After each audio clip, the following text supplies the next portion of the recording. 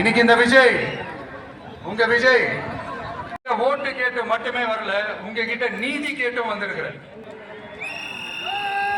ஆக்சுவலா உங்களுக்காக நீதி கேட்கறதுக்காக தான் நான் அரசியலுக்கே வந்தேன். நான் உங்ககிட்ட நீதி கேட்கறதுக்காக வந்திருக்கிறேன். இந்த விஜய் என்னங்க தப்பு பண்ணா? தன்னை நேசிச்ச தன்னுடைய மக்களுக்காக அரசியலுக்கு வந்தா அது ஒரு தப்பா?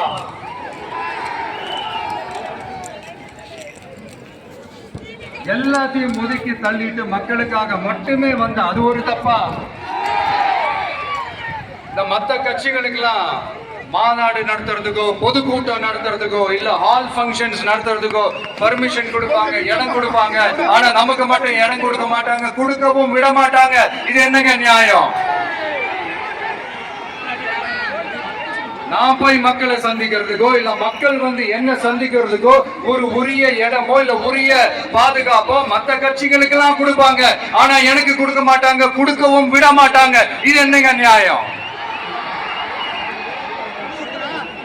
இந்த SOPs சொல்லுவாங்க, அதனுடைய ஃபுல் ஃபார்ம் வந்து ஸ்டாண்டர்ட் ஆபரேட்டிங் ப்ரொசீஜர். ஆனா எனக்கு மட்டும் அது ஸ்டாலின் சார் ஆபரேட்டிங் ப்ரொசீஜர். என்னங்க நியாயம்?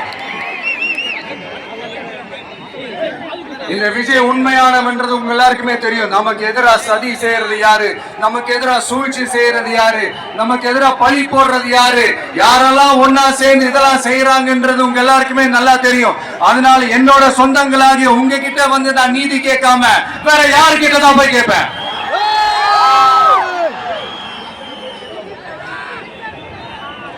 செல்ஃபே எடுக்காத ஒரு கூட்டணி கணக்கு,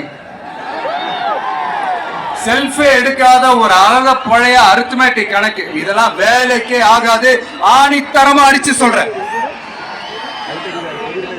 ஓட்டு வாங்கிடலாம்னு கனவு காண்றாங்கல்ல, அதுவும் இந்த விஜய் வந்ததுக்கு அப்புறம் நடக்கவே நடக்காது.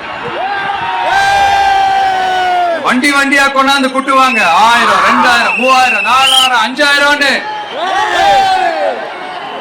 சாமி மேல சக்தியெல்லாம் வாங்குவாங்க. அப்படிதான் இத்தனை வருஷமா உங்களை ஏமாத்தி இருக்கிறாங்க. வாங்கிக்கங்க, சந்தோஷமா வாங்கிக்கங்க. எல்லாம் உங்க பணம் தான். வாங்கிக்கிட்டு அவங்க காதிலே விசில ஊதி அனுப்புங்க.